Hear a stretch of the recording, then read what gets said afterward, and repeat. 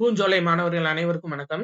இன்னைக்கு 3வது லெசன் ஆட்சித்துறை பார்த்துட்டு வர்றோங்க. ஏற்கனவே நம்ம குடியரசுத் தலைவர் வரையும் பார்த்துட்டோம் போன வீடியோல. இன்னைக்கு யார பத்தி பார்க்க போறோம் அப்படின்னா, குடியரசு துணைத் தலைவர பத்தி பார்க்க போறோம். சரியாப்பா? Right, okay. இந்த பாத்தீங்களா, குடியரசு துணைத் தலைவர். சரியா? அமெரிக்காவோட அரசியலமைப்பு போன்று இந்திய அரசமைப்பும் துணை குடியரசுத் தலைவர் பதவியை வழங்குகிறது அப்படின்னு சொல்லியிருக்காங்க. எந்த ஆர்டிகிள் படி அப்படின்னா ஆர்டிகிள் 63. சரியா? உறுப்பு 63 படி இந்தியாவின் துணை குடியரசுத் தலைவர் பதவி நாட்டின் 2வது மிக உயர்ந்த பதவியாகும். அப்ப கேட்பாங்கப்பா, நாட்டின் 2வது மிக உயர்ந்த பதவி எது அப்படின்னு சொல்லி ஆப்ஷன்ல பிரதமர் வச்சிருந்தாங்கன்னா பிரதமரை அடிச்சிடக்கூடாது. சரியா? ரைட். அதாவது நாட்டின் 2வது மிக உயர்ந்த பதவி எது அப்படின்னா அதுக்கு ஆன்சர் குடியரசு துணைத் தலைவர். அடுத்து பாருங்க, அவருடைய தேர்தல் சார்ந்து கொடுத்திருக்காங்க. குடியரசு துணைத் தலைவரோட தேர்தல். இந்திய குடியரசு துணைத் தலைவர் நாடாளுமன்றத்தின் ஈரவைகளின் தேர்ந்தெடுக்கப்பட்ட உறுப்பினர்களால் ரகசிய வாக்கெடுப்பு மூலம் விகிதாச்சார மாற்று ஒற்றை வாக்கு மூலம் தேர்ந்தெடுக்கப்படுகிறார் அப்படின்னு சொல்லியிருக்காங்க. சரியாப்பா? அவருடைய தேர்தல்ல ஈரவைகள்ல தேர்ந்தெடுக்கப்பட்ட உறுப்பினர்களால ரகசிய வாக்கெடுப்பு மூலியமா தேர்ந்தெடுக்கப்படுறாரு. குடியரசு துணைத் தலைவரோட தகுதிகள் என்னன்னா, இந்தியாவின் குடிமகனாக இருக்க வேண்டும். 1, 35 வயது நிறைவு செய்திருக்க வேண்டும். மாநிலங்களவை உறுப்பினராவதற்கு தகுதியாக இருக்க வேண்டும். சரியாப்பா? இப்ப குடியரசுத் தலைவர் அப்படின்னா மக்களவை உறுப்பினருக்கு தகுதியா இருக்கணும். இதே குடியரசு துணைத் தலைவர் அப்படின்னா மாநிலங்களவை உறுப்பினருக்கு தகுதி வாய்ந்தவரா இருக்கணும்னு சொல்லியிருக்காங்க. ஊதியம் பெறும் எந்த பதவியிலும் இருக்கக்கூடாது. 4வது பாயிண்ட் பொதுவா கொடுக்கறதுதான். சரியா? ரைட். அடுத்து பதவிக்கான வரையறைகள் கொடுத்திருக்காங்க. குடியரசு துணைத் தலைவரோட பதவி எத்தனை அப்படின்னா 5 வருட காலம். சரியா? 5 வருஷத்துக்கு தேர்ந்தெடுக்கப்படுவாரு. பதவிக்காலம் முடிவதற்கு முன்னதாக அவர் தனது பதவியிலிருந்து தாமாகவே விலகலாம். சரியாப்பா? இப்ப கூட ஜெகதீப் தன்கர் விலகியிருக்காருல, 14வது குடியரசு துணைத் தலைவர் ஜெகதீப் தன்கர். அவர் பதவி விலகியிருக்காரு உடல்நிலை காரணம் சரியில்லாததால. சரியாப்பா?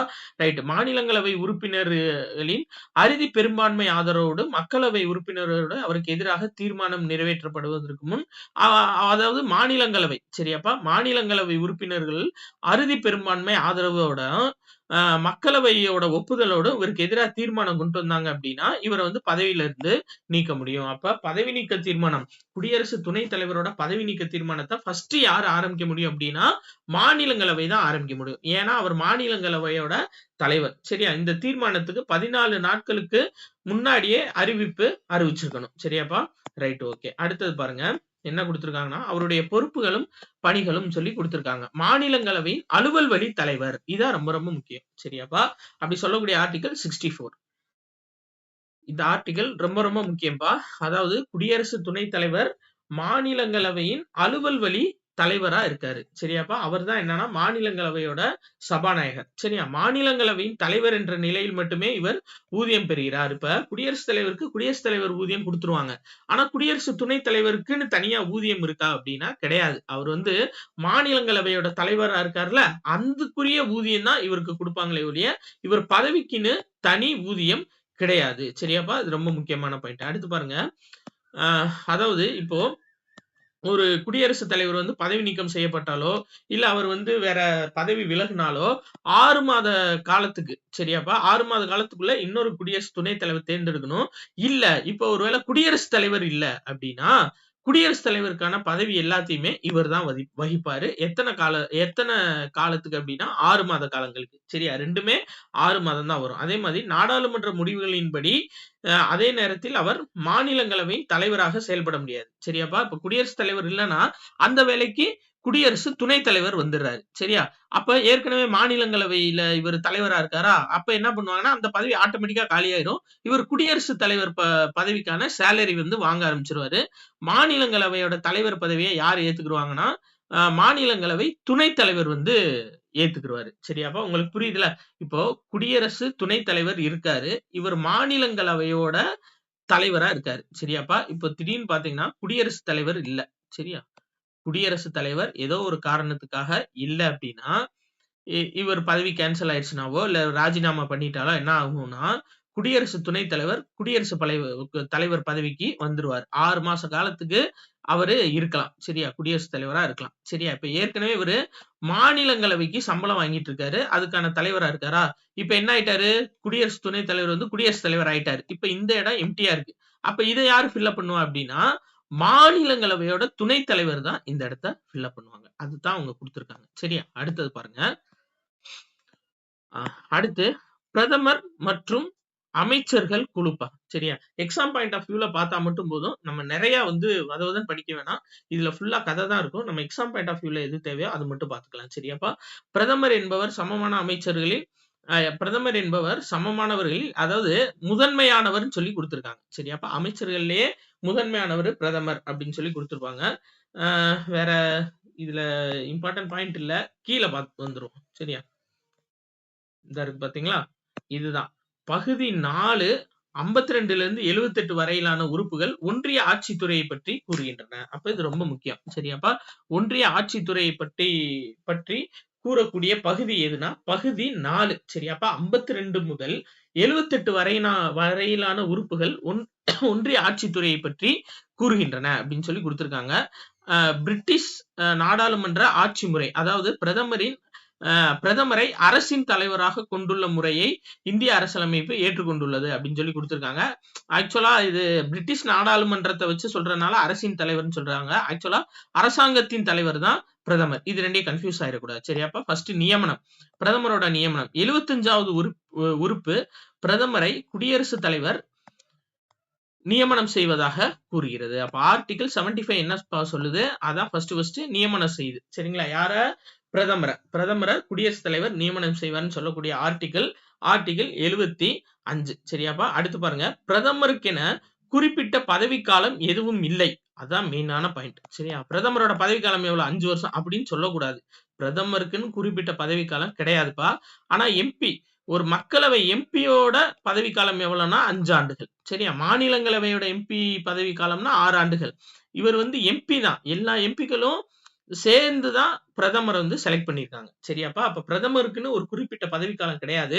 பெரும்பான்மை கொண்ட கட்சி அல்லது கட்சிகளின் தலைவராக இருக்கும் வரையே அவர் பிரதமராக தொடர்வார். அதான் நான் சொன்னேன்ல, அந்த எம்பிக்களோட பெரும்பான்மை இருக்கிற வரையும் தான் அவர் பிரதமர். சரியா? Right, okay. அடுத்து இவருடைய பணிகளை பத்தி கொடுத்திருக்காங்க. சரி, என்னென்ன பணிகள் பண்றாரு? இவரு அமைச்சரவையின் உறுப்பினர்கள் பட்டியலை தயாரிக்கிறார்ப்பா. ஆக்சுவலா அந்த அமைச்சர்கள் வந்து 3 விதமா பிரிப்பாங்க. சரியா? மிக முக்கியமான அமைச்சர்கள் யாரு அப்படின்னா கேபினட் அந்தஸ்து கொண்ட அமைச்சர்கள். சரியாப்பா? அதாவது ஒரு 10ல இருந்து 13 பேர் இருப்பாங்க முக்கியமான அமைச்சர்கள். அதாவது பாதுகாப்புத்துறை, உள்துறை, இந்த மாதிரி ஒரு முக்கியமான அமைச்சர்கள். சரியா? 13ன்னு இது வந்து பிக்ஸ்டு கிடையாது. நான் ஒரு எக்ஸாம்பிளுக்கு சொல்றேன். ஒரு 10ல இருந்து 13 அமைச்சர்கள் இல்ல அப்படின்னா ஒரு 6ல இருந்து 7 பேர். சரியா? அவங்களுக்கு தேவையானவங்களை கேபினட் அந்தஸ்துல வச்சுக்குவாங்க. எதுவும் முடிவு எடுக்கணும்னு வச்சுக்கோங்களேன். இப்ப அத்தனை அமைச்சர்களையும் கூப்பிட்டு முடிவு எடுக்க முடியாது. முக்கியமான இவங்களை மட்டும் கூப்பிட்டு முடிவு எடுத்துக்கிடுவாங்க. அதுதான் கேபினட் அந்தஸ்து கொண்ட அமைச்சர்கள். சரியா? மற்றவர்கள் மாநில அமைச்சர்கள் என்றும் அறிவிக்கப்படுறாங்க. சரியா? ஒவ்வொரு துறைக்கு இருப்பாங்கல்லப்பா அமைச்சர்கள். அவங்க வந்து மாநில அமைச்சர்கள் அப்படின்னு அழைக்கப்படுறாங்க. அடுத்து துணை அமைச்சர்கள் என்றும் அழைக்கப்படுவர். அடுத்த பார்ட்ல இருக்கவங்க துணை அமைச்சர்கள். இவங்களுக்கு இந்த மாநில அமைச்சர்களுக்கு ஹெல்ப் பண்றதுக்காக துணை அமைச்சர்கள் இருப்பாங்க. சரியாப்பா? கேபினட் அப்படின்றவங்க முக்கியமான அந்தஸ்து. ஏதாச்சும் டக்குன்னு ஒரு முடிவு எடுக்கணும் செய்யணும்னா இவங்களை கூப்பிட்டு தான் ஃபர்ஸ்ட் ஒரு ஆலோசனை நடத்துவாங்க. அதுக்கப்புறம் மாநில அமைச்சர்கள்ன்ற அமைச்சர்கள் வரும். அதாவது நீங்க எப்படி யோசிக்க கூடாது. மாநில அமைச்சர்கள்னா தமிழ்நாடு மாநில அமைச்சர்களா அந்த மாதிரி யோசிக்க கூடாதுப்பா. அடுத்த நிலையில உள்ளவங்களை அப்படி வார்த்தை சொல்றாங்க. ஒவ்வொரு துறைக்கு இருக்கிறவங்க மாநில அமைச்சர்கள். அதுக்கடுத்து அவங்களுக்கு ஹெல்ப் பண்றவங்க துணை அமைச்சர்கள். சரியா? பிரதமர் விரும்பினால் ஒரு அமைச்சரை துணை பிரதமராக அறிவிக்க முடியும். சரியா? பிரதமர் விரும்பினா ஒரு அமைச்சரை துணை அமைச்சரா அறிவிக்க முடியும் அப்படின்னு சொல்லக்கூடிய ஆர்டிகல் எதுனா அப்படி எந்த ஆர்டிகலும் கிடையாது. சரியாப்பா? ஆர்டிகல் கிடையாது. ஆனா அவர் விருப்பப்பட்டா அவர் நிர்ணயிச்சுக்கலாம் அப்படின்றாங்க. அதே மாதிரி பிரதமர் நினைச்சா ஒரு துறையை 2ஆவோ 3ஆவோ பிரிக்கலாம். சரியா? இது ரொம்ப முக்கியமானதுப்பா. இல்ல 2, 3 துறையை ஒன்னா இணைக்கலாம். அது பிரதமரோட விருப்பம் தான். ரைட். பிரதமரின் முதன்மை கீழே உள்ள தரப்பட்டுள்ள காரணிகளில் தெரிவாகிறதுன்னு கொடுத்திருக்காங்க. இதுல நம்ம எக்ஸாம் பாயிண்ட் ஆஃப் வியூல பாத்துக்கணும். சரியாப்பா? மக்களவையின் பெரும்பான்மை கொண்ட கட்சியின் தலைவராக இவர் உள்ளார். இதுதான் முக்கியமான பாயிண்ட். அதுக்கடுத்து 4வது பாயிண்ட் தான்ப்பா முக்கியமான பாயிண்ட். மிச்சது உள்ள ஃபுல்லா கதை தான். நீங்க வாசிக்கணும்னா வாசிக்கங்க. சரியா? 4வது பாயிண்ட் என்ன சொல்லுது? அமைச்சரவையின் தலைவர் பிரதமரே. இதான் ரொம்ப முக்கியம். அமைச்சரவையோட தலைவர் யாருப்பா?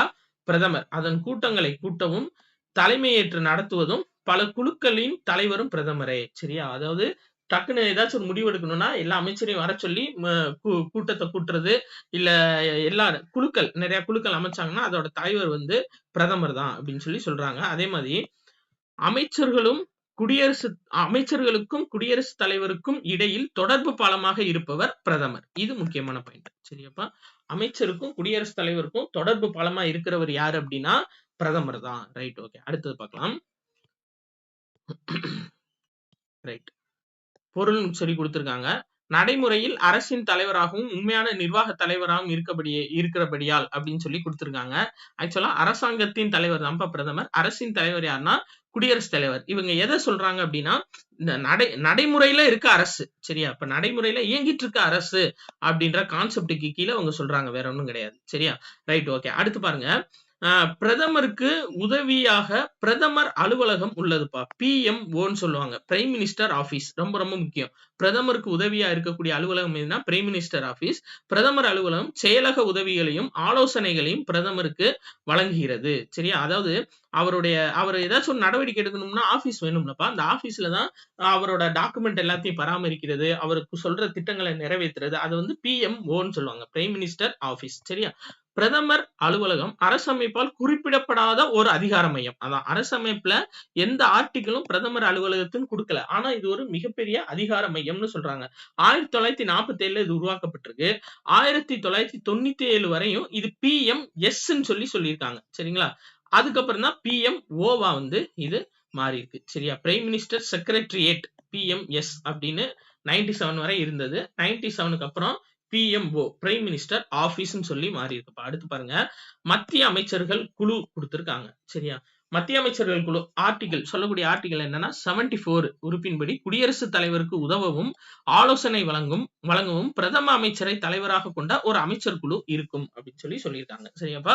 அதாவது ஆர்டிகல் 74 படி குடியரசுத் தலைவருக்கு உதவவும் ஆலோசனை வழங்கவும் பிரதமரை தலைவராக கொண்ட ஒரு அமைச்சர் குழு இருக்கும். இந்த வார்த்தை ரொம்ப மெயின். சரியாப்பா? குடியரசுத் தலைவருக்கு உதவவும் அப்படின்ற வார்த்தை ரொம்ப ரொம்ப மெயின். அடுத்து, குடியரசுத் தலைவர் தமது பொறுப்புகளை நிறைவேற்றுவதில் இந்த அமைச்சர் குழுவின் ஆலோசனைப்படி நடந்து கொள்வார் அப்படின்னு சொல்லியிருக்காங்க. நம்ம ஏற்கனவே மேல பார்த்ததை கொடுத்திருக்காங்க பாத்தீங்களா? கேபினட் அமைச்சர்கள், துறை அமைச்சர்கள், அதைத்தான் அமைச்சர்கள் கொடுத்திருக்காங்க. அதுக்கடுத்து துணை அமைச்சர்கள். சரியா? அந்த கேபினட் இதுல நம்ம பார்த்ததுதான் திரும்ப திரும்ப வருது. கேபினட் அமைச்சர்கள் கொள்கை முடிவெடுப்பதில் ஈடுபடுவார்கள். சரியா? அதான் நம்ம கதை தான்ப்பா. இந்த புக்கு ஃபுல்லாவே கதை தான். நம்ம எது தேவையோ அதை மட்டும் நம்ம படிச்சுக்கிற வேண்டியதான். இங்க பாருங்க, திரும்ப நம்ம பார்த்ததே வருது பாருங்க. பிரதமர் நாட்டின் மிக உயர்ந்த ஆட்சி அதிகாரம் கொண்டவராக இருக்கிறார். ரைட், விடுங்க, அதே தான்ப்பா வருது. சரி, அரசியலமைப்பு 75 உறுப்பு குடியரசுத் தலைவரால் பிரதமர் நியமிக்கப்படுகிறார். சரியா? அதான். Right, okay. இதுல வேற இந்த மேட்டர் சொல்லியிருப்பாங்கப்பா. நம்மளுக்கு தெரிஞ்சதுதான். என்னன்னா அமைச்சர்களை வந்து நியமிக்கிறது குடியரசுத் தலைவர்னு சொல்லியிருப்பாங்க. ஆனா ஆக்சுவலா நடைமுறையில அவர்கள் பிரதமரால தான் தேர்வு செய்யப்படுறாங்க. பிரதமரால் பரிந்துரைக்கப்படாத யாரையும் குடியரசுத் தலைவர் அமைச்சராக நியமனம் செய்ய முடியாதுன்னு சொல்றாங்க. சரியா? அடுத்து இந்த பாக்ஸ் ரொம்ப மெயின்பா. நிழல் அமைச்சரவை எங்க இருக்கு அப்படின்னா இங்கிலாந்துல இருக்கு. அதாவது நாடாளுமன்றத்தில் எதிர்க்கட்சிகள் ஒவ்வொரு துறையிலும் விவகாரங்களை பற்றி ஆராய உறுப்பினர்கள் கொண்ட ஒரு குழுவை அமைக்கிறது. இப்போ ஒரு துறை இருக்குன்னு வச்சுக்கோங்களேன். இப்ப பாதுகாப்பு துறை அப்படின்னு சொல்லிட்டு ஒரு துறை இருக்குன்னா அந்த துறைக்கு வந்து எதிர்க்கட்சிகள் வந்து என்ன பண்ணுவாங்கன்னா ஒரு குழு அமைச்சிருவாங்க. இந்த துறைக்கு அமைச்சர் ஒருத்தங்க இருப்பாங்க ரெகுலரா. சரியா? அமைச்சர் ஒருத்தங்க இருப்பாங்க. அதுக்கு எதிர்க்கட்சி தலைவர்கள் வந்து எதிர்க்கட்சி வந்து அந்த அவங்களோட செயல்பாடு ஆராய ஒரு குழு அமைச்சிருவாங்க. அப்ப இந்த குழு தான் என்ன அப்படின்னா நிழல் அமைச்சரவை அப்படின்னு சொல்லிட்டு சொல்றாங்க. இந்த நிழல் அமைச்சரவை இருக்கக்கூடிய நாடு எந்த நாடு அப்படின்னா இங்கிலாந்து. சரியா? இது ரொம்ப முக்கியமான ஒரு பாயிண்ட்பா. அடுத்து வேற இதைத்தான் கொடுத்திருக்காங்க உள்ள. நம்ம எக்ஸாம் பாயிண்ட் ஆஃப் வியூல அடுத்தது பார்க்கலாம். சரியா? ரைட், ஓகேப்பா. அமைச்சரவையின் அனைத்து அமைச்சர்களும் கூட்டாக மக்களவைக்கு பொறுப்பானவர்கள். ரொம்ப ரொம்ப முக்கியம்பா. சரியா? அரசின் நடவடிக்கைகளுக்கு அமைச்சரவையோட அனைத்து அமைச்சர்களும் கூட்டா எதுக்கு பொறுப்பானவர்கள்னா மக்களவைக்கு தான் பொறுப்பானவர்கள். இது ரொம்ப ரொம்ப முக்கியமான ஒரு பாயிண்ட். ஏன்னா இப்போ இப்ப மக்களவை இருக்கு, மாநிலங்களவை இருக்கு. ஒருத்தவங்க மாநிலங்களவைக்கு தேர்ந்தெடுக்கப்பட்ட எம்பியும் அமைச்சர் ஆகலாம். மக்களவையில இருக்கவங்க மட்டும் அமைச்சர் கிடையாது. சரியா? இப்ப ஃபார் எக்ஸாம்பிள் நிர்மலா சீதாராமன் இருக்காங்கல்ல, அவங்க வந்து பாத்தீங்க அப்படின்னா மக்கள் வாக்களிச்சு அவங்க வந்து எம்பி ஆனவங்க கிடையாது. அவங்க வந்து மாநிலங்களவைக்கு டைரக்டா தேர்ந்தெடுக்கப்பட்டவங்க. ஆனா அவங்க வந்து அமைச்சரா இருக்காங்க. சரியாப்பா? நம்ம நாட்டோட இதுக்கு முன்னாடி பாதுகாப்புத்துறை அமைச்சரா இருந்தாங்க. இப்ப நிதித்துறை அமைச்சரா இருக்காங்க. சரியா?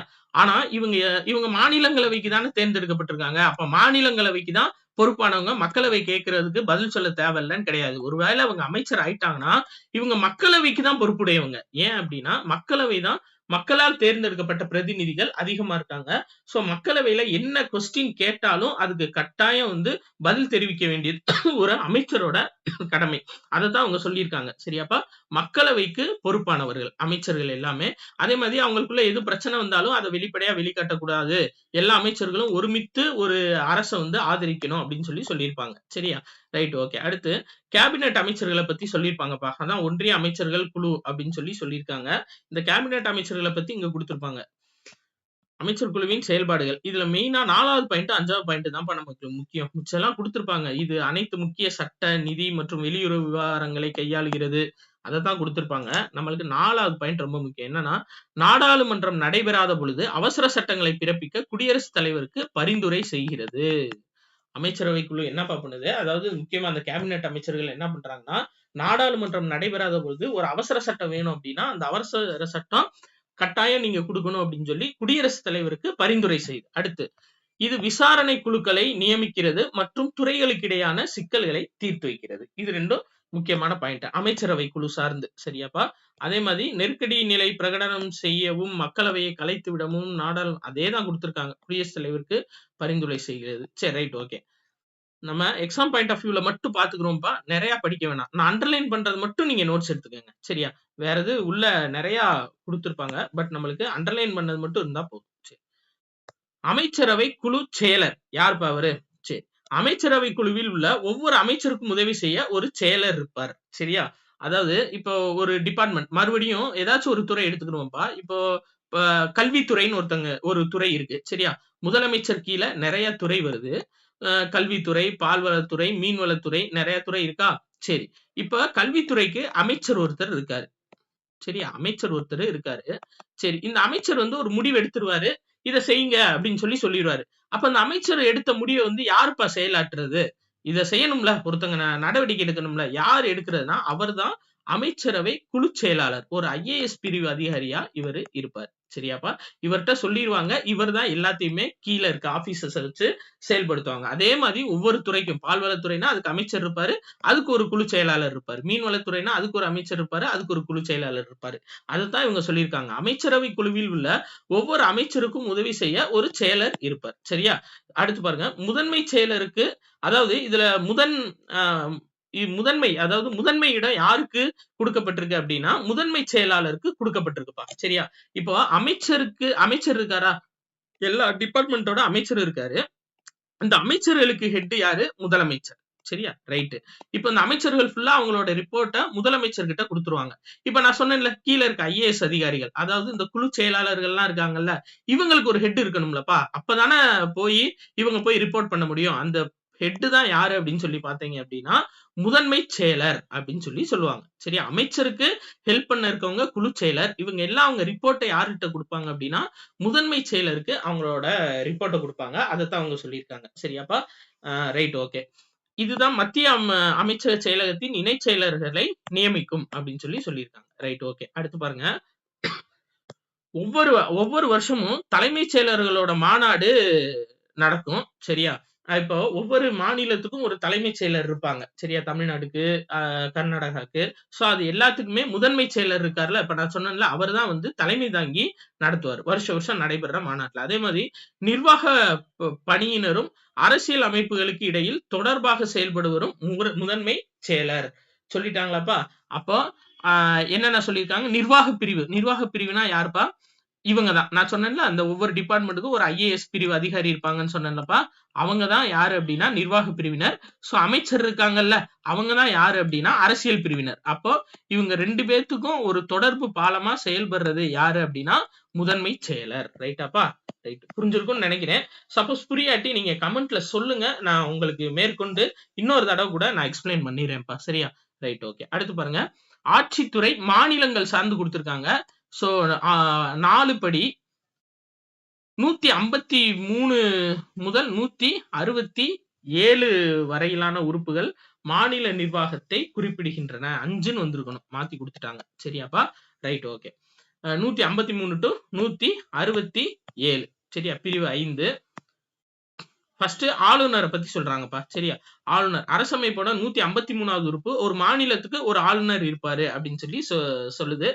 ஆனால் 1956ஆம் ஆண்டின் அரசமைப்பு சட்டம் திருத்தப்பட்டு மேற்பட்ட மாநிலங்களுக்கு, அதாவது ஒன்றுக்கும் மேற்பட்ட மாநிலங்கள், 1, 2 சரியா? 2 அல்லது அது மேற்பட்ட மாநிலங்களுக்கு ஒரு ஆளுநர் நியமிக்கப்படலாம் அப்படின்னு சொல்லக்கூடிய ஆர்டிகல் 158(3)A. சரியா?